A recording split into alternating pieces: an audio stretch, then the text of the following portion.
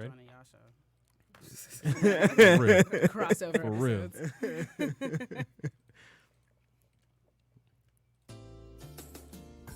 Ooh.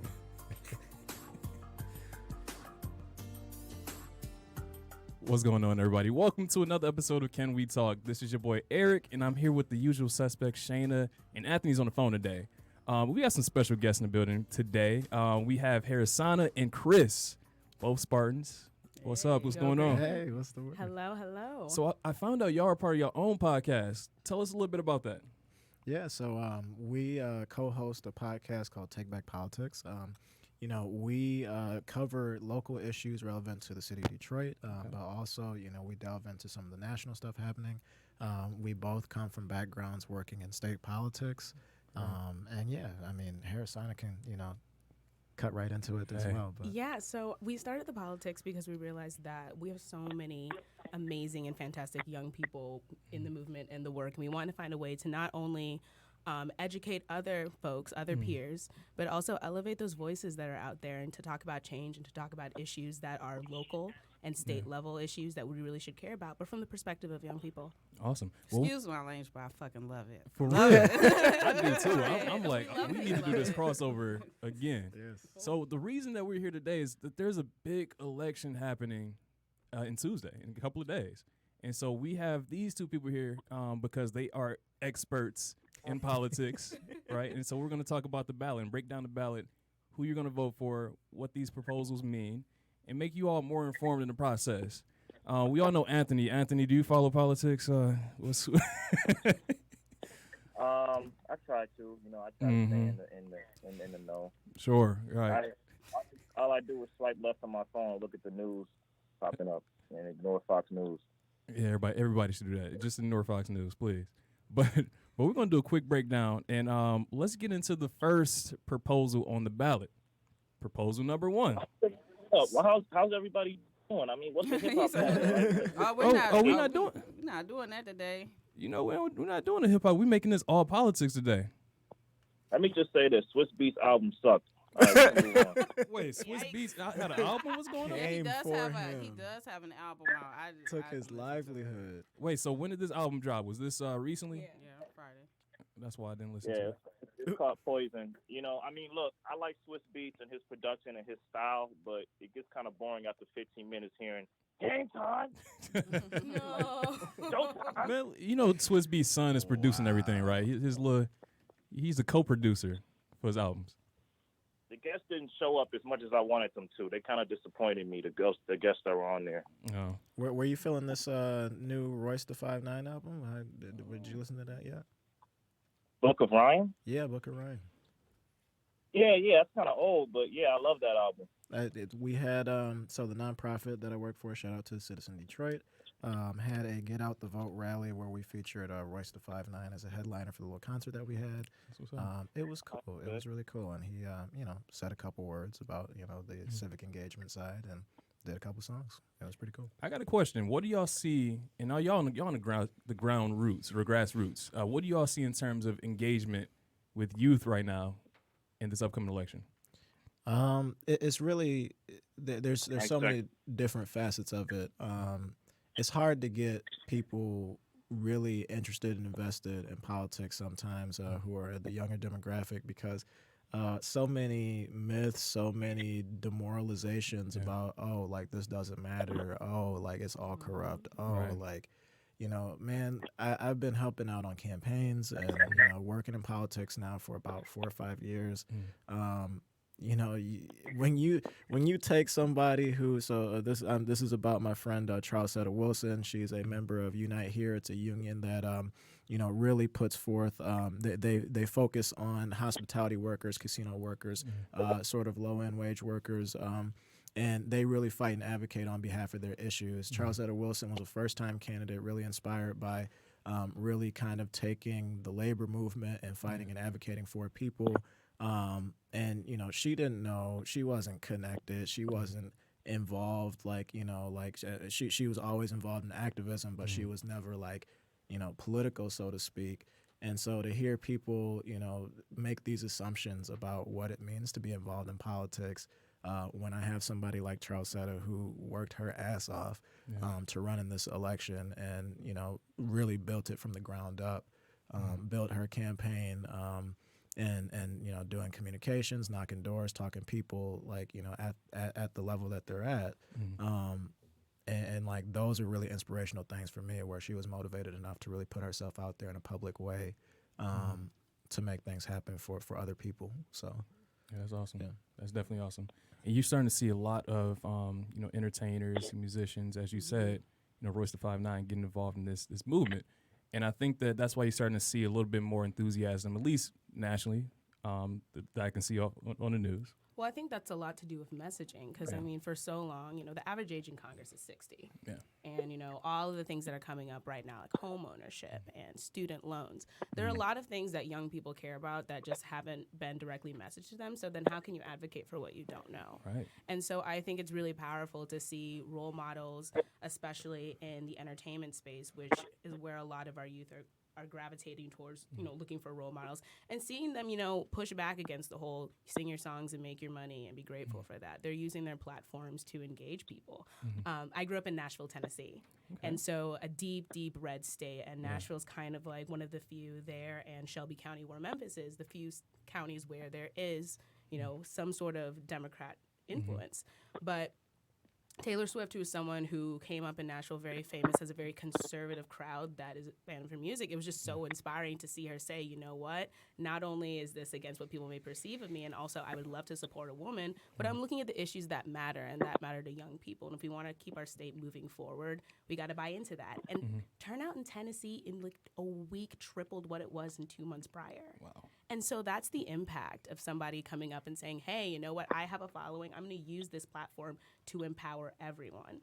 Wow. And it's exciting to see. And I heard that the early voter turnout in Texas was higher than the actual midterms turnout in general in 2014. So that kind of shows you, like, people are ready. They're ready to get on board. Speaking of issues that affect younger people, and we're sort of gravitating towards the use of marijuana, right? Proposal 1. Proposal 1. yes, sir. And so let me pull up a little bit of the language regarding Proposal 1, but this is going to be on the ballot. It's definitely important to read through. So Proposal 1 will allow, under state law, the personal possession and use of marijuana by persons 21 years of age or older. So this proposal will allow you to have to buy up to 2.5 ounces a day and possess up to 10 ounces in your home as long as it's properly secured. You could grow 12 plants for personal use. And what will happen is the state will tax it a 6% sales tax and then an additional 10% tax on top of that. So what are some of the benefits do you see? There's a lot of benefits I see. But let's talk through this a little bit. Proposal 1. What are some of your benefits, some of the pros and cons of this proposal? I guess just to hop into it, I think about it from a revenue standpoint, right? definitely. The money that will be made from the sale and the use of marijuana in the state.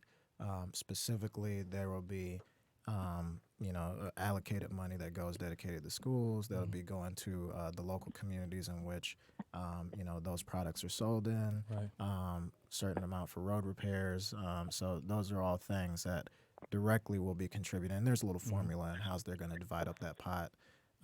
But basically, there are revenue sources that are going to be coming associated with the use of marijuana should it become legalized for recreational. And I guess some of the pushback that I've heard out there is that, people, when it comes to the revenue source, they kind of feel it's kind of a perverse kind of incentive to, throw schools in the mix with marijuana. But I don't know. It's kind of if you look at it from a standpoint of revenue is revenue, and this is money that you otherwise wouldn't have to better the educational system. Exactly. You kind of got to choose your side on that. So right, like we tax alcohol and cigarettes, so in statistically, no one has died from marijuana use, right? So I think it's one of those things where we just need to take a page from what's happening in Canada. Look at them as sort of being a template for what we can do hopefully as a country. I mean, it's going to take a lot more in terms of reversing federal policies, but on a state level, this can be just sort of, again, using what California has done, and just tax it. Make it a revenue source, and go from there. I don't see the big deal. I don't see why people oppose it. Well, I know there's some folks who are concerned that it does not do enough on the criminal justice front as regards to, bringing back some convictions towards folks with marijuana-related convictions and such. I mean, I think it is going to limit how many arrests that we have, and I think it's a smart move since we are already right across the river from Canada, Right. and we know it's a huge, huge issue with marijuana being transported back and forth, and so I think it's going to alleviate a lot of stressors. But still, I think it's the conversation of, at the federal level, what does that mean and how that's going to go. I think, for the opioid addiction in Michigan, I think this could be really huge. Yeah. It's a legalized, more regulated form of medicine that folks can use for chronic pain, chronic illness, and that's really where we see a lot of folks getting stuck into opioid addiction is that they start with a painkiller. They start with something to alleviate pain, alleviate stress, and then all of a sudden it's a full-blown addiction. Yeah. And so while we can't be naive to the dependency properties of marijuana, I think it's not as addictive, it's not as detrimental, and I think that could open the door for us to be more innovative as a state when we look at medical reform and ways that we can eliminate other addictions moving forward. And then to piggyback off the criminal justice, like in Colorado, of course, marijuana possessions went down for adults, but they went up for children after the legalization of marijuana. So we definitely need to keep an eye on that. And then, I'm pro legalization of marijuana, but I'm anti-edibles, if that makes sense. Yeah, that makes sense. Because they make edibles look like anything. Yeah. And they make them look like cereal, like suckers, you got gummy brownies. bears, Yeah, and not just that. any type of cereal. Like they don't make it look like Raisin Bran. Yeah. Because if they do that, then okay, I'm cool with that. But they make it look like Fruit Loops, gummy bears, suckers. I have a 7-year-old, and she loves food. And I tell her, you can't just get in the stuff. You Right. can't just get in the stuff, and you can't eat everybody's stuff because you don't know where they got it from. Exactly. And this is a conversation that my parents didn't have to have with me when I was 7. I mean, but sort of like any other substance, because there's ways to mask, alcohol in various ways. But with any substance, there takes some responsibility on the business owners to ensure that they're taking the steps to try to safeguard from any youth under 21 from accessing that substance. So what they need to do is try to, I don't know, maybe at these dispensaries they can have a little swipe card where you swipe your ID, shows that you're Have you been 21? to a dispensary before? I have not. All right, so sorry, Mom. In Canada, I went to one that was in Canada. I've also been to one in Colorado, and it's very strict. Yeah. It's very strict. I mean, you come in, you walk in, and there is an individual at the door who says, hey, give me your ID. Yeah. He checks your ID. They let you in. You go into maybe a waiting room area, get in line. They verify everything right in that spot. You don't touch anything. You say, I want this, and they get that, package it for you, and then repackage it within a car-safe black bag that locks that you have to stow away from you. And so it's actually really cool. And so it's a kid can't get into it. So to your concern about, young people saying, oh, I see a cookie, a brownie. If you put it in the packaging, which is saying that you're a responsible adult and packaging it appropriately, the zipper is clipped so that no one who's young could actually get into that. And so it was interesting to see those safety mechanisms in place, 2 weeks after their legalization. So I just imagine that the United States and how we do it in Michigan, especially since we're a border city as well, it's going to be much more stringent. Yeah. And but I'm looking at so many benefits, not only the aspect of the criminal justice and sort of minor offenses such as possession of marijuana will no longer be looked at or considered, but also the business benefits of it. We're going to have a lot more individuals who can open up businesses, hopefully deter people from the street life, get them into actual viable real businesses. And I think it could have so much of a long-term effect that's positive. With that being said, though, I think that obviously regulating if an adult gives a child under 21 marijuana, it should be obviously a crime, just like a dog giving someone alcohol or cigarettes. So I think that should. Go ahead, Anthony. No, I was gonna say I don't really have anything against edibles. I mean, I hear what Shane is saying, but I mean, that's kind of a threat with most things. Yeah. Mm-hmm. Have you used it? No, allegedly. Let's get into the second proposal, and that's the gerrymandering proposal. Anti-gerrymandering. The anti-gerrymandering. So the redistricting, the redistricting for anti-gerrymandering proposal. So they're going to create a 13-member independent citizen redistricting commission. So it's made up of 4 Republicans, 4 Democrats, and then 5, I guess, independent. Independents. So I guess we could talk about that later. But these 5 self-identified independents. So what will essentially happen is that they will come together prior to not elections, but they're going to essentially come together, draw out and map their own districts based off of what they think is fair. Yeah. They have to comply with the Voting Rights Act, and they can't. And every district has to have around the same number of people in it. Okay. So they can't like redistrict, a certain area downtown, like somewhere that's typically black, and then redistrict it to where it's now all white. So currently, it's districts are carved up based off of who kind of holds political power at that time, right? So I've seen districts where you have parts of Detroit sort of connected with like Farmington Hills, and it's kind of crazy at this point. So for you all, and I know you all work in politics currently, what would be some direct benefits that you see from this proposal? Well, I think first, right off the bat, we should dispel the rumor that it is A party versus B party when it comes to gerrymandering.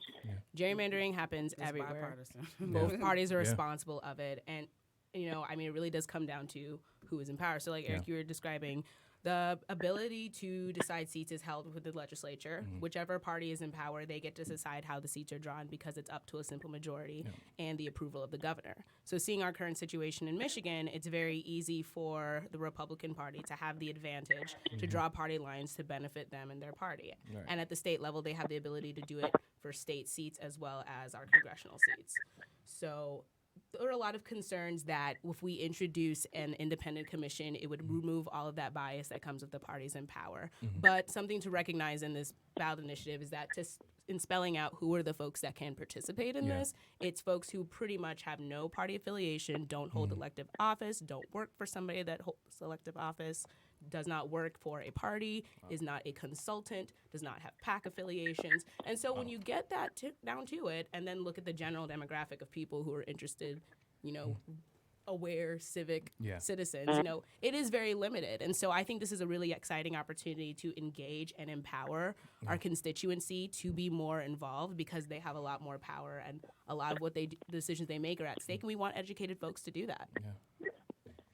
The difficulty I see, though, is that, like, as you said, if they're finding these independent individuals, who's to say that, and we had a discussion about this, who's to say that they don't just lie and say, oh, I'm not a Republican. Well, who's to say that they just don't they're lie? self-identified, like they don't go by like your previous like voting record. And there's also nothing breaking down to say, what ethnicity they have to be, what gender they have to be, what socioeconomic background, what kind of diversity do we want in those questions. And like as we look at politics right now, we can see that folks who generally are affluent, folks who generally have higher levels of education, et cetera, tend to be the ones who more likely get the opportunities to do these things. But at the same time, there is an advantage of having someone from a different background, speak on behalf of all people.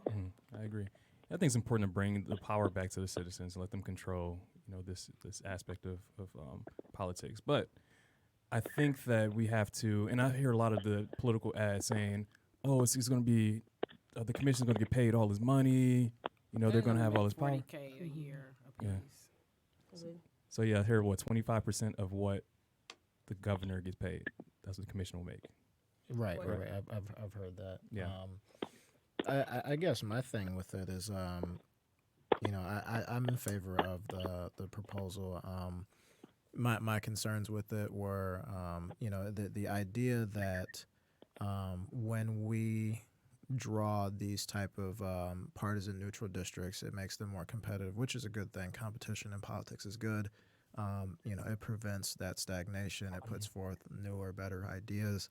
But also competitive contests come with more expensive elections.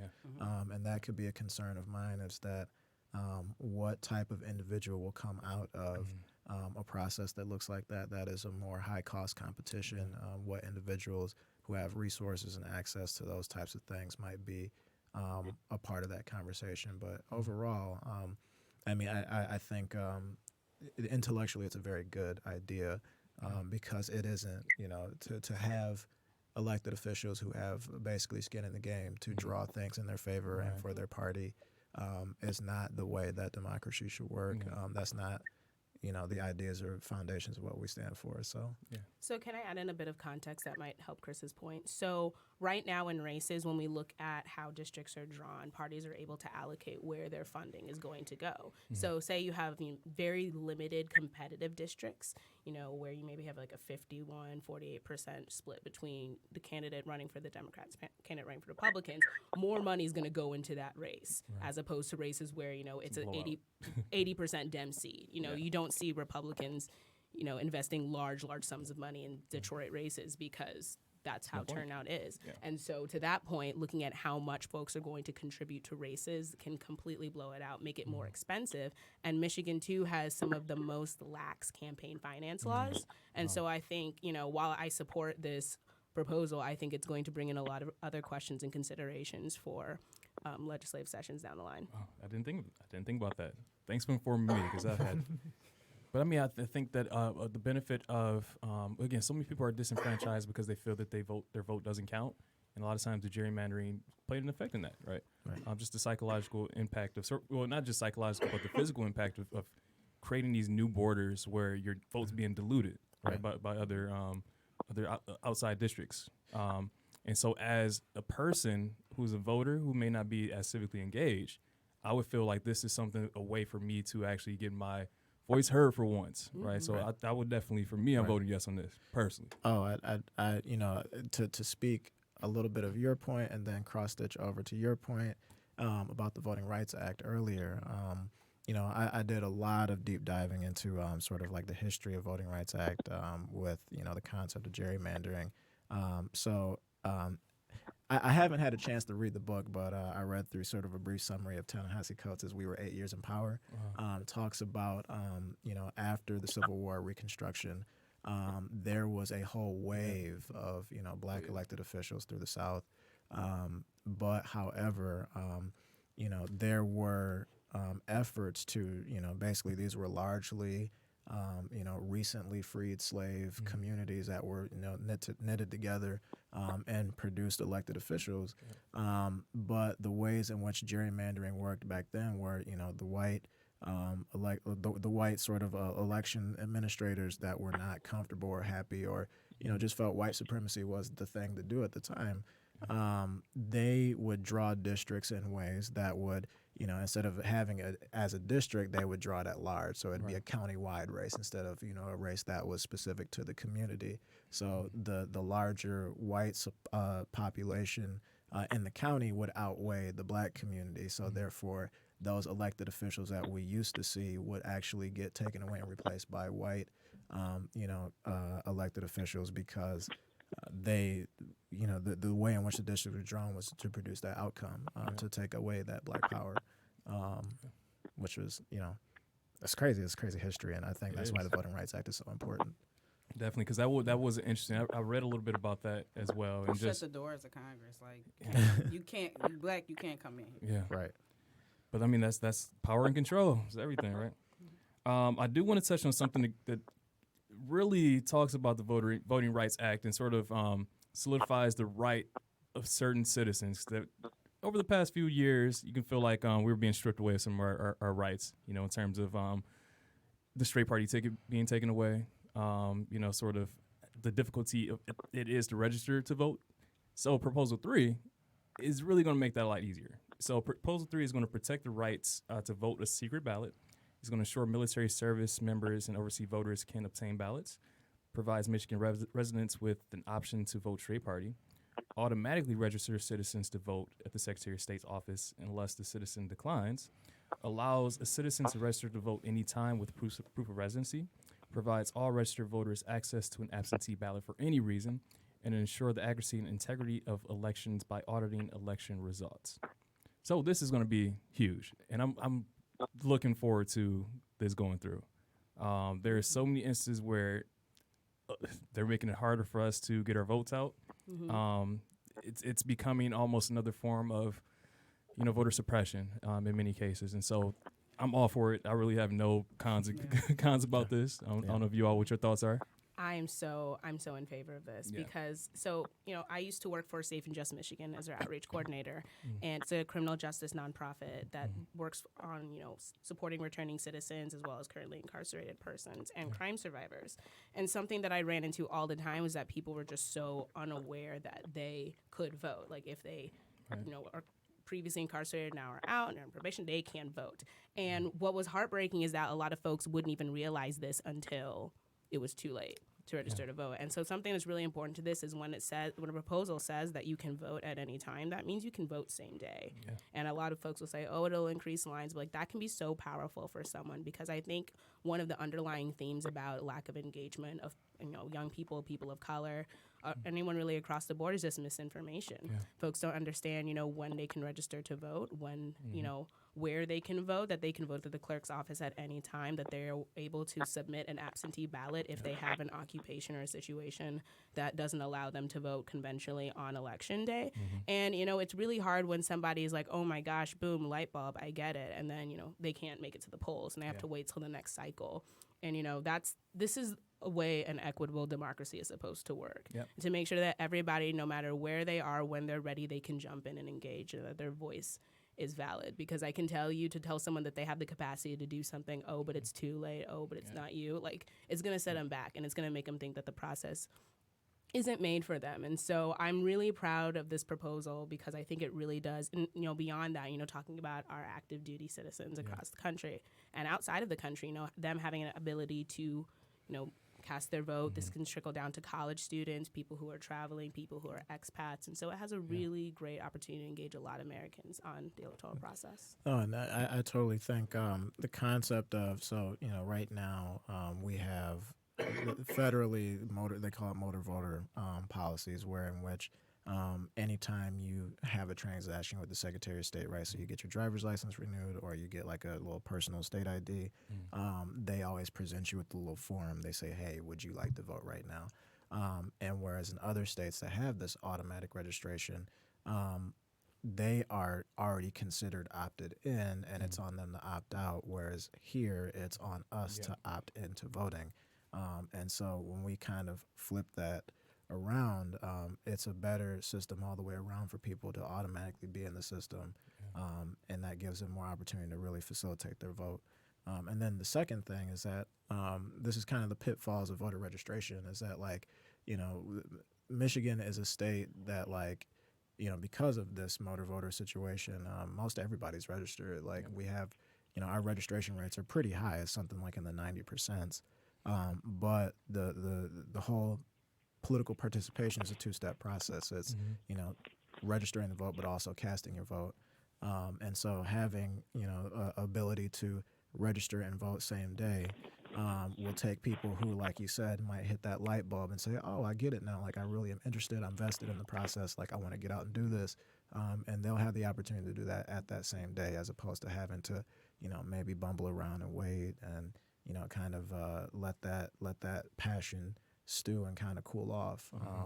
And so that's a really important part of this process, that people be able to, get out there and actually complete their vote as soon as they want to. So, and it just seems so simple, just being able to register, just go to Secretary of State, get your license, and you're automatically registered. Just seems like that's to be the most logical step. There are no cons, in my opinion, to this proposal. But I want to say that my favorite part is the no questions asked absentee ballot. Right. Yes. Yeah. I feel like elections, a lot of people, they don't opt out. They got to go to work. Right. Thank you. Seriously. Yes. So, and then, the polls close at 8, and, we got to get our kids together in the morning, drop them off at school, go to work. It's life, and I feel like this will increase engagement. Yeah. And can I just speak to that point? Because something I've noticed in this cycle, and I've gotten some unpopular opinions about it, but whatever. But I've seen a lot of young people actively being like, "You better vote or else." I'm gonna fight you or something. Throw these hands. Yes, that happens in every election cycle. But the point that you just made, it's there's so many barriers beyond just not knowing. Folks have to go to work. Folks have disabilities. Right. Folks can't stand for long periods of time. I remember as a child growing up in Tennessee, this elderly elderly woman who, was really great, always going out and knocking doors and helping people out. And one day she was just like, I can't go to the polls anymore. And she had to get an absentee ballot, but like she had a reason to because of her age and she was involved. But how many people are just like, I can't make it to the polls. I can't stand that long. I've got bad knees. Or, I have a situation where I can't drive and nobody in my family has a means to get transportation to the polls. And there's a plethora of reasons why folks aren't engaged, but like let's be kind and remember that. Like, so before we tell someone like, hey, you not voting is bad and you're a bad citizen, try to help them first. Of course there are people who are like, my vote doesn't matter, and it's like, oh but I mean, like, especially like, call to action for everyone listening to this, like find somebody who hasn't voted and ask them why and ask them how you can help. And listen. And true. listen. And listen to the reasons that they give you and listen to gain understanding. Yeah, and offer solutions. I agree. Yeah, we're so quick to dismiss, like, oh, what? You're not voting? We're not friends. You're right. Yes. So true. We just need to somebody threw this around. They said we need to make it a national holiday. Everyone gets a day off of work. Right. And just go to vote. Right. That makes a lot of sense. We I can grew live up without with- McDonald's for a day. Right. I grew up with that. So in Tennessee, we had a day off from voting, and it was so interesting because like not only were we, not in school, but our teachers were like, you're going to know why you're not in school, and they built it into the curriculum. And I think, culture like that can really, not just instill in young people, but, on top of that, my parents took me to vote with them because I couldn't stay at home alone as a 7-year-old, and I've been in the voting booth with my parents since I was a little kid. Right. And if families have the capacity to bring that culture, to their homes, to their families, and like that's huge. Yeah.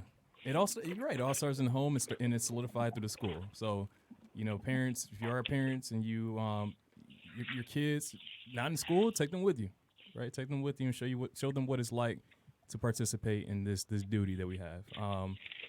All right, well, for time restraints, I know we got to get through it. Let's go through the ballot. Well, let's go through the races. So we have the governor's race, Bill Schuette versus Gretchen Whitmer. Who do y'all expect to win? I think Gretchen was leading by. Expect is a very yeah. strong Let's not say because we know what happened when we expected people to win last time. Well, Who's favored right now? Okay. well, the points do show that Senator Whitmer is in the lead, Yeah. significantly. Yeah. I know that, margins do tighten up closer to the election, but I mean, folks are like pretty confident that, the top of the ticket is pretty much in It makes me nervous though. the Dems' hands. But then also get fear. 2016 happened and I'm traumatized. Right. So- Seriously. I was like, oh, Hillary's gonna win this. I'm like, She- oh, wow, like people lie in these polls? Yo, Oh, my God. the night of the third debate, I bought plane tickets to D.C. I bought the tickets because I'm like cackling. Like, like, "We Donald got Trump's this." not going to win this because he's like, nobody respects women more than me. Oh, Like, yeah. whole world laughs. And then, Ugh. yikes. And then that happened. Oh my God. So anything that stands out with this race? I think Bill Schuette is pretty much conceding the fact that he's going to lose at this point because I think he saw that Gretchen has been getting so many donations and people are backing her. Right. He's pushing his other Republican members as opposed to him. Yeah. A lot of the national Republican advocate groups have pulled support. Kind of quietly, the money's kind of dried up for the Schuette campaign. And even the Metro Times was saying that he's broke. I don't even want to, delve into that. Allegations. Right. Allegedly. Right, Well, allegedly. Something that we can prove is I do not think that the president is going to make a trip to Michigan. Oh, no. And so that's huge. So he's campaigning. Wow. Campaigning in a lot of the other battleground states. Yeah. But it's really interesting. And I was listening to a podcast that had Ronna Romney McDaniel on it. And it was really interesting. They said the plan was for him to come during the Aretha Franklin funeral, but which it wouldn't have been appropriate. And I'm just like, Hold up. I'm not sure. No, don't do that. I'm not sure. So it's interesting to see, like, at the national level, it's like, do your best. Right. But, I mean, it is interesting because, like, it's the last couple of weeks, and, like, I think the ads really do show, like, where the ad buys are, who you're seeing commercials for. Who Yep. you're seeing commercials for a lot will indicate who's really comfy in their money. And it's getting ridiculous too. Oh, okay. For those of us who don't know, who is Bill Schuette? Oh, he's the attorney He's attorney a- general of Yeah. Right. General. He is our current sitting attorney general. Okay. Chris, you might have to help me out with this because I don't know the years, but he was formerly a congressman. Yeah, he was a congressman. I forget what the 80s? years were. Yeah, Like, but way back. he's Back in the been day. in politics for like 30 years. Mhm. And so yeah, it's It's funny because he attacks Gretchen Whitmer as the career politician, but Right. Gretchen Whitmer even said that you've been in this game longer than I've basically been alive. And so it's like, 'Cause- chill. Yeah. But yeah, no, I think, as far as, who is favored right now, I think Gretchen Whitmer, has a strong lead. And that's according to the polls. I don't want to Right. listen. Yeah. I Take it with a have grain of salt. I have ate my hat in speaking. It's like there's no know. wood in this room. Seriously, So. ain't not doing nothing right now. Right. So I mean, so what are some of the things that Gretchen stands for? I know she wants to fix our roads. yeah. Fix Yes. the damn road. Fix the damn roads. Every commercial, I'm like, fix the Y'all, roads. the bus right now is called the Fix the Damn Roads tour, and I'm here for it so Fix the much. damn roads tour. Oh my God. Universal child care. You have universal child care. Yeah. Well, obviously education. She's Oh, please, pushing for. Jesus, education. Right. Yes. Protecting Medicaid is something through the Affordable Care Act. And that's one of her signature accomplishments is her time as a state senator. So yeah, a little bit about Gretchen Whitmer. She is currently, or used to be, a state senator, and is now running for governor. But one of her big achievements as the Democratic leader in the Senate was working with the governor, Republican Governor Rick Snyder. Actually, this was a policy maneuver that Governor Snyder, to his credit, when all the other states were falling away from the Affordable Care Act and saying, basically the federal government under the Affordable Care Act was like, hey, we'll give you X amount of dollars to preserve and protect health care through Medicaid and help implement those programs. And a lot of other states were like, we don't want your dirty Obama money. And actually, to his credit, Governor Rick Snyder decided that actually this is something that would really benefit the people of Michigan. It's called the Healthy Michigan Program. And Gretchen Whitmer was one of the leaders, and the commercial says going desk to desk to get support for, for this initiative that in Michigan, that is 600,000 Michiganders now have expanded access to health care coverage because of that policy. Wow. And so that is something that is a really big initiative, signature achievement, and a really big issue across the country this election cycle. You see that in Florida. They are having the conversation. They are a state that didn't accept Medicaid expansion, so that's Andrew Gillum and Ron DeSantis are fighting that out. Even in Nevada, actually, where I just came back from, they're actually talking about health care because the senator there said that he wouldn't vote to take away those protections, but Trump got him in a corner, pressured him a little bit, and said, you still want to be a senator, right? Yeah. Basically threatened him on TV, and so that Senator Dean Heller, switched his vote and voted against keeping those protections and healthcare protections for people. And so we've seen this be an issue nationally across the scene. That healthcare is something that really matters to people. Yeah. I mean, one thing about Whitmer's campaign, I definitely like her lieutenant governor selection. Garland. Yeah, He jumped the bar. Yes, sir. he just seems like a really down to earth guy who understands what's the needs of the citizens, and I like that. And Yeah. if you weren't excited about Gretchen, I think that Yeah. he can draw those people who were kind of on the fence. I believe. Yeah. So, I think it's worth getting into a little bit of Garland Gilchrist's history as well, because he ran Yeah. for city clerk against Janice Winfrey Yeah. last year in 2017. And there was a recount. It was a very tight race. Yeah. It was, but he campaigned in a way that I saw that I thought was unique to me, and just not in the sense of like, please vote for me because I would be a good clerk, but also in the sense of please vote because you matter. Yeah. Please vote because your vote has value and our community has value and can have more when you're engaged. And that kind of empowerment, inclusivity, especially in a city like Detroit, which, on top of our state being incredibly politically polarized, the city really is too, when we look at, businesses and the wealth gap and, the 7.2 versus the full square mileage of the entire city. I think he was a candidate that really spoke to all the different sects of people. And that's something that we don't see very often. So I was really, really proud to see him join the Whitmer campaign, because I think his messaging is something that can be really influential for the next generation of leadership.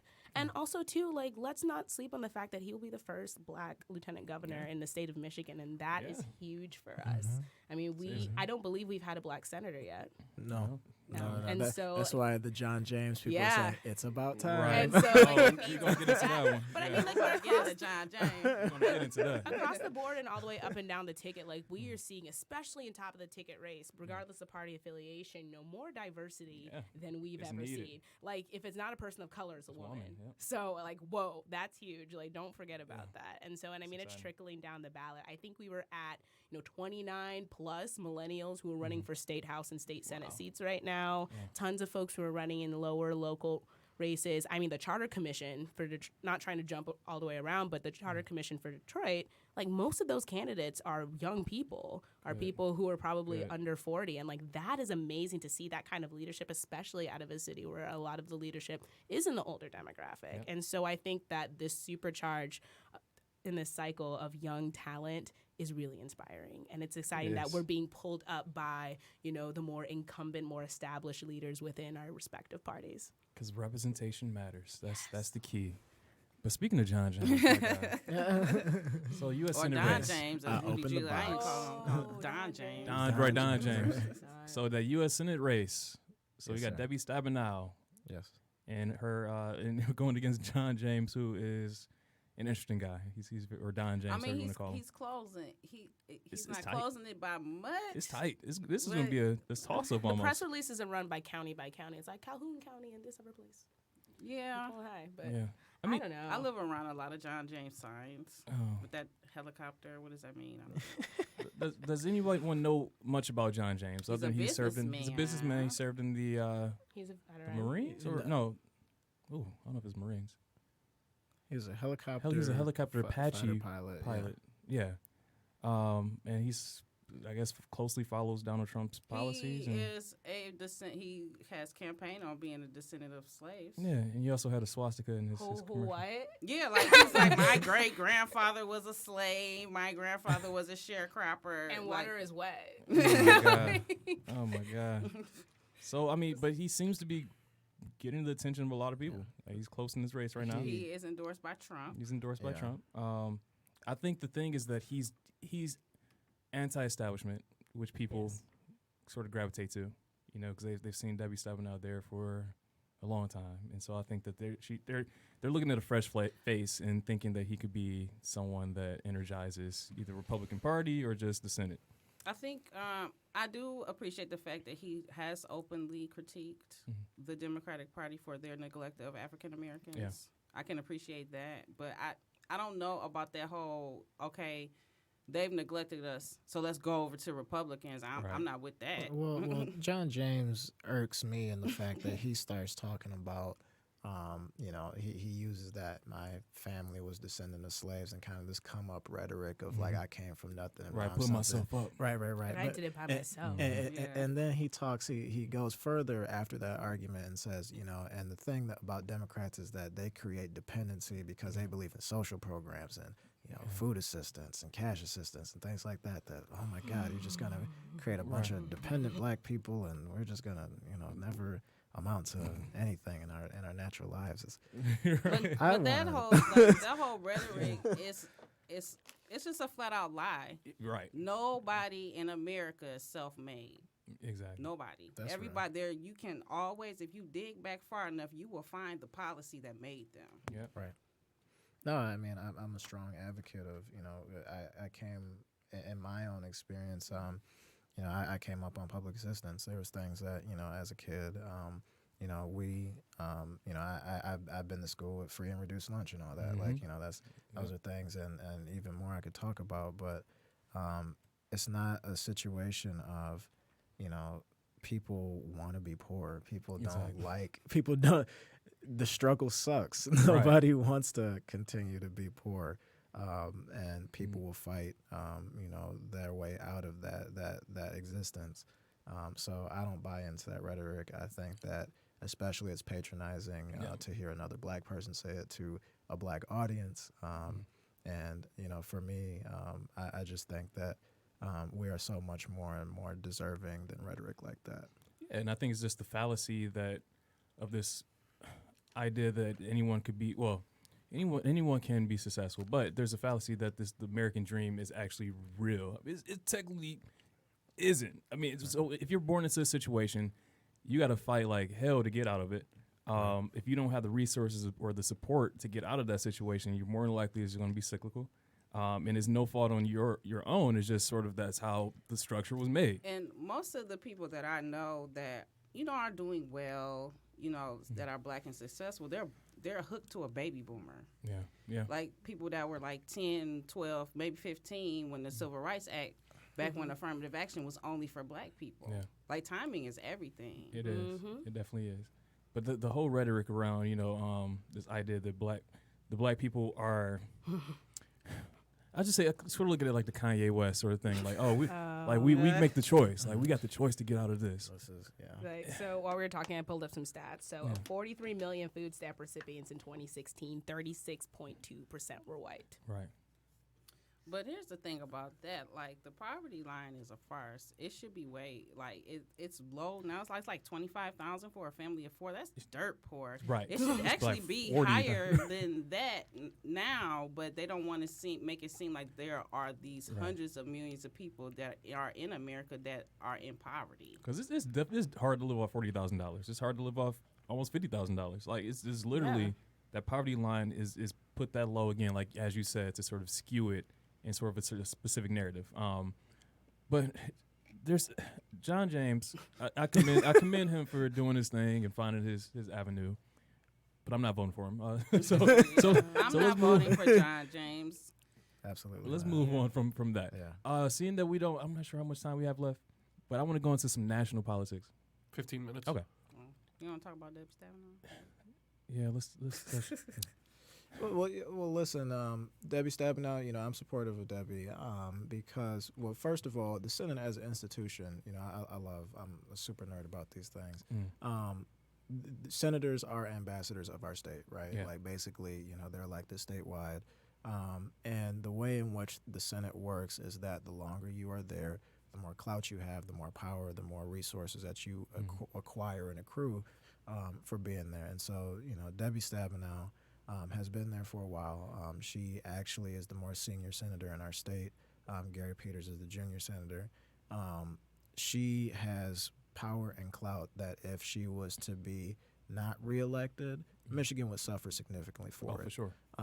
And I actually was super impressed by this because just as a statewide level, actually, so Debbie Stabenow, clearly she's in a very strong political fight right now.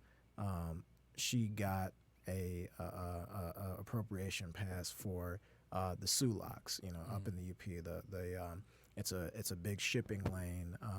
Basically, if that was to break, it's in need of infrastructure repair like crazy. And basically, if that was to shut down, I think they said if it shut down for a week, then like we would lose like some odd millions of dollars nationally in our GDP. Like it's like something that would have like an ignorantly like hard effect on not only Michigan but the national economy. And the fact that she was able to do that and get that signed by President Trump, who is working to defeat her right now, speaks to the type of legislative mastermind that she has to be in order to face up that pressure while she's actually on the campaign trail right now. Wow. That's amazing. Because I think, well, for me, I've always had respect for Debbie Stabenow, and I think that she's doing a great job, and she will continue to do that job and represent us to. And she's voted down every Trump nominee. Yeah, Every single last one of them. Yeah, so I think she's the most viable choice. Well, the best choice for me, at least personally. I do want to touch on these national campaigns though, because we have some really interesting races coming up across the country. What are some that you're looking forward to? What are your most intriguing matchups right now? The hottest. All right. Well, for me, my top two, Florida, most definitely. Andrew Gillum versus Ron DeSantis. Shout out to my boy Phil Jerez. He was in the fellowship that I was in, and he's one of the people helping run Andrew Gillum's campaign as his political director down there. And also in Nevada, the Senate race between Dean Heller and Jackie Rosen. I was just saying how I just got back, last week from helping knock doors and being on the ground out there because really the linchpin issue is, healthcare because that is, literally a promise was made and the promise was broken. And so for that reason, those are real. And Nevada's, to every map and every pundit that you hear is that is truly 50-50 country. Wow. And so to see what comes out of that will really supposedly determine where this country might be going. So as Nevada goes, the Yeah. country goes. Wow. I'm looking. Yeah. I look forward all the time for Andrew Gillum's grandma quotes. Yes. His grandma quotes are Our dog gon' holler. his grandma quotes like, oh my God. And when he was like, I'm not saying that you're racist, but the racists racists think you're racist. I'm like, I was oh. If that was not the biggest baseball bat to Ron DeSantis, I'm like, that is a fucking bar. That is Oh my Right, put this in the God. mixtape right now. because how often has somebody like wanted to be like, so I'm not gonna say this, but how you act in the company you keep though. Yeah. Mhm. And I think For that real. and that alone I think is a light bulb moment. Like that man went ding on the stage right there because there was nothing left to say. And he's after quick. that. He's quick with it. Like his snapbacks are so man. And he actually Ferocious. has, Ferocious. he actually has a sizable lead Yeah. in Florida, more so than Stacey Abrams. Oh yeah. Stacey Abrams is Mhm. tight. Like, it's Yeah. There's a tight. lot It's tight going right on now. in that It's race. a lot of Oh, all that. Oh, a lot. That, A lot like, of. Oh, man. Oh my gosh! I This mean, voter suppression right now. the going on? Secretary of State who's just casually been campaigning for governor by purging tons of people from the record. How does one do that? How can you be Secretary of State while also running for governor? Isn't that a conflict of interest somewhere? you right? know, Right. you know, What's? How can you do that? it shouldn't be, but like by golly, you did a good job by turning it Seriously. into one. So the issue is that they're basically any like wrong spelling or if the signature doesn't look right, they're basically saying that it doesn't match with your voter. There's a list. I registration. mean, like, first of all, so Florida has also state legislation that if you are not like an active voter, you don't vote enough times, it's swoop. Use so it or stupid. lose it. Use it That's or so lose it. It's stupid. gone. And so there's that. my God. There's some folks who, apply for absentee ballots who are outside of the state or a couple of situations like the signatures don't match up. So we're just going to put you in a lump of like, are you just undocumented individuals trying to vote? And so recently, I might missay this, but a court in Georgia ruled that for, I believe, the 4,000 they set aside and did not validate them to vote, they must validate them before Election Day. Wow. And so that's very unusual for the courts to step in and make some sort of decision on that close to elections because they know from before they're not trying to mess things up. And it's very hard to get those decisions made. So it's showing that this is a really big power play being made in Georgia and a lot's at stake. And So it's they're making 4,000 votes. That's approximately huge. that Yeah. are being put back in, but that doesn't say anything for the 650 plus that were purged from the rolls over the past 2 years. And this has direct echoes of what we were just talking about earlier with the Voting Rights Act, is that this is, and Mr. Brian Kemp, the Secretary of State candidate, or, well, the one that is the current Secretary of State that's holding up all these votes, is openly white supremacist when he talks about in his campaign ads how he has a truck to personally round up and deport the illegals, quote unquote. Yikes. Like, like that, all that makes me cringe and it's so vicious. Like, but that has direct echoes as to, Reconstruction, back what we were talking about, how, black political power was being suppressed by white election administrators. And white terrorism. We can't leave that. Right, yeah, absolutely.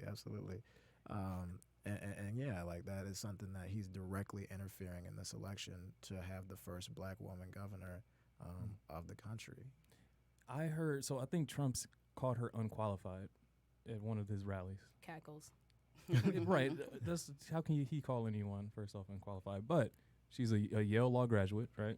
I think she was I don't know if she's a representative in the state or She was, In the I Senate? believe, majority leader. majority leader. She was leader. She She was- was leader in the yeah. legislature. And then also, too, so flashback, I found this amazing video a couple months back of Stacey Abrams giving a speech in the National Mall, Oh, like wow. in 93, Wow. 91, like way back in the day. And like, so this is a woman who has been part of the movement, Yeah. part of the work Yeah. her entire life. And so I just think there's not a lot of folks that, in our generation, our direct generation, not talking about, our elders who came from the civil rights movement Mm-hmm. beyond, but like someone who you could see who grew up as an activist and Yeah. now is like has a chance to be the executive in their state. That's huge. And she looks like us. Like, And she y'all. got student loan debt. Like, Right. Yes, she's real. Right. Like, Right. and like I just think that, more like tangible governors, like another race I'm forgetting where it is, but Johanna Hayes, who was the National Teacher of the Year, I believe back in 2016, she just said, hey, what? This doesn't represent me, so I'm going to try to do it. And, Wow. she is the Democratic nominee for her seat for Congress, and it just shows that, like, this is a time where everyday people who've been doing work in our communities are running for office to represent us, and that is a phenomenal thing. That's an amazing thing to witness. You're just seeing the support that she's getting nationally, you know, from not just celebrities, but just the people, like the citizens, like the people in the neighborhoods. They just, you can see the enthusiasm about this opportunity for her to come in and represent them. So I'm excited for that one. I'm looking for those developments. Another good one is the Senate race. What is his name? Tennessee? Shoot. Bredesen? No, not Senate race. Beto. Oh, Texas. Yeah. Senate race in Senate Texas. Texas. Yep, Senate race in Texas. Beto Beto O'Rourke. Beto O'Rourke versus Ted Cruz. That is a tight one. It is. I heard that one, it may be a toss-up at this point, but I think Beto he could potentially pull that one up. We will see. I got it. I think so. I think so many people are just so It's over tight. Ted Cruz and him pancaking back and forth of He has no spine. He's the most spineless person in the world. You can't like real talk. Like you let Trump talk about your wife, right? Yeah, and then call you a liar, and then be like, "Just kidding." Man, you can call me anything. You talk about my wife. You talk about and then you went on it like then you start. I'm not campaigning for you. You talk about my wife. Like I gotta go home to this woman. That's ridiculous. I'm hoping that he gets destroyed in this election. You can't even stand up for your wife. We will see what happens. What you gonna do for me?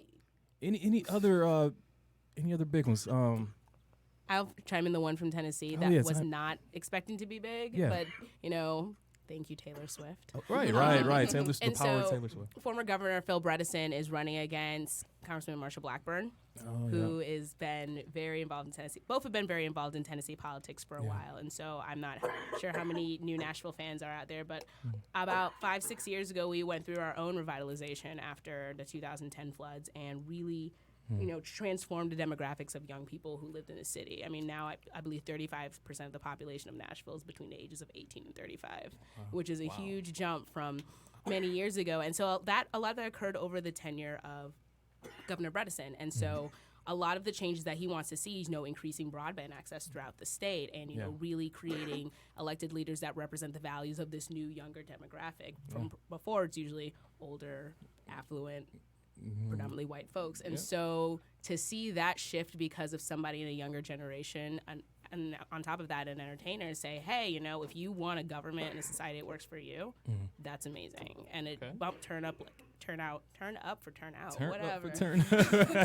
But it bumped turnout all the way up, I believe, like 25,000 in 3 days. Wow. I mean, 2,500, sorry. 2,500, that's crazy. Like, No. But early voting, I will say, it ended on Thursday in Tennessee, and 200,000 people voted at the culmination last time. 1 million voted this time. So that is huge. It's competitive, and that has a capacity to give us one of our first Democratic senators in a really long time in the state. So one of the greatest benefits of Trump being elected is that now we have actually awakened to this process. We understand the importance of voting. I think that, especially in younger people, like we see the policies, his rhetoric of Donald Trump, it's really turning us off, and we're looking at making that change by voting. And then, a lot of things have happened where, the constituency has demanded certain actions be taken, and then the politicians are like, well, we not, with the whole issue of gun control, they're just like, we're not doing it. Right. Despite what we have requested from them. But I think it's this president's response to everything, this lackadaisical, it's not my problem. I'm going to make jokes. I'm going to make fun of disabled people. I'm going to marginalize people who come forward with their truths. I mean, it's not a surprise that you have over 41 Republicans resigning from Congress who there's no term limits. They could come and stay however long they want. Many of them might think that they'll win. But I think it's really telling that we're seeing such a recess come out of Congress, and also so many people overwhelmingly. I mean, our primaries were packed this year, and now general election, our turnout's going to be insane. It's like people are fed up because now we don't have a compassionate president to say, hey, this is what I'm going to do and commit folks to moving forward. Yep. We're changing it up. We're taking it back. So before we leave, let's do our closing statements. We like to do this a lot. So on this topic of voting, the election coming up November 6th, does anyone have something that they want to leave the audience? Yeah, I guess one of the issues that is that we didn't get to get into today, but on the immigration issue, I'm really sick with the language being used by the Republican Party talking about a migrant, quote, caravan. Oh, right. Language like that, is intentionally used to dehumanize, to not, give people the opportunity to be seen as a full person. And I'm increasingly concerned with, the amount of troops that are being sent to the southern border, presumably to intercept, those people who are, escaping violence, basically, and terrorism back in their own homes. Yeah. And so I'm really concerned about that situation, and I'll be watching on that. But I wish I could say something more positive. But I mean, it's a real turning point for the country, and hopefully that we'll see a lot more positive results come out of these elections. Hopefully in that Senate too, because for me, it's important to have the House, but the Senate has that longevity that can provide, check that will. Whoever gets elected in this next wave is in there for 6 years, so that's going to be the entire length of Donald Trump's presidency. So basically, those new people can't be threatened, theoretically, so to speak. Like Trump will end as hopefully he doesn't get a whole full another 4 years. Let's hope not. but I mean, even if that were the case, then they would be able to presumably have the same force of strength that he does. And put a really stop to what he's got going on. So, Harrison, what you think? I mean, I'm thinking broadly about this election. I just want to remind everyone, like, it's been amazing. It's been inspiring. It's been empowering to see how many folks are coming out and, driving their peers, their colleagues, their friends, their family to come out to vote. But I want to remind people that the action does not end on Tuesday. Yes. It doesn't end on Tuesday. Tuesday is our opportunity as citizens to come in and cast our vote and make a decision. But Tuesday night, the decisions are made.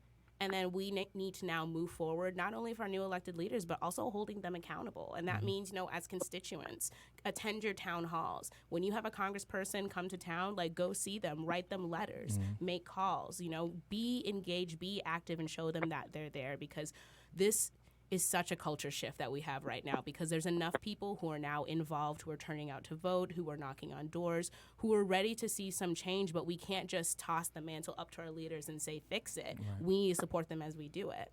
And especially, too, for, the people of color that are first-time candidates, are going to be first-time electeds, and young people and folks, who definitely come from quotations, marginalized or underrepresented backgrounds. Right. We need to be there to support those candidates when they're in office too, because they may very well go through hell trying to advocate for us, and we need to make sure that we have their back and that we support them as their community, because there's nothing worse than when you send somebody up to the floor and when they actually try to advocate for you and things don't go their way and they have no support coming home as well.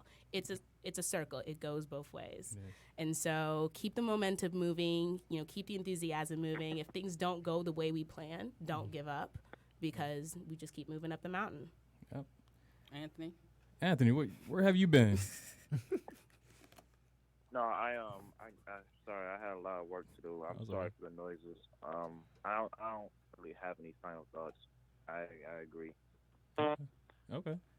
I would say for me, I believe you should vote to have your voice heard, and yeah. It doesn't stop everything. So I agree. Thanks for being our guest. I'm not closing it out. I'm just saying my final thoughts. There's no problem. I want to say though that the power truly lies in the people and our ability to. In times like this, when we're dealing with adversarial governments, as you may say, we can truly take control back. And I think that our vote is the beginning of that. As Harrison has said, that this is not the end. It is only the beginning of our political activism as young people in this country. And so truly do take this opportunity to vote on November 6th. Get your voice heard. Vote for those who you believe best align with your interests. And then from there, let us continue to go ahead and fight forward, to and through this next 2 years, and hopefully not another 4 years after that. But yeah, go ahead. You can close it out. To be repetitive, being an American citizen is not a spectator sport. You should be doing politics daily, right. Not just on election day. So, get out there and vote, but also be an informed and educated voter when you go in the booth. So thank you all again. Please like and share. It's been another great episode of Can We Talk. Appreciate you all.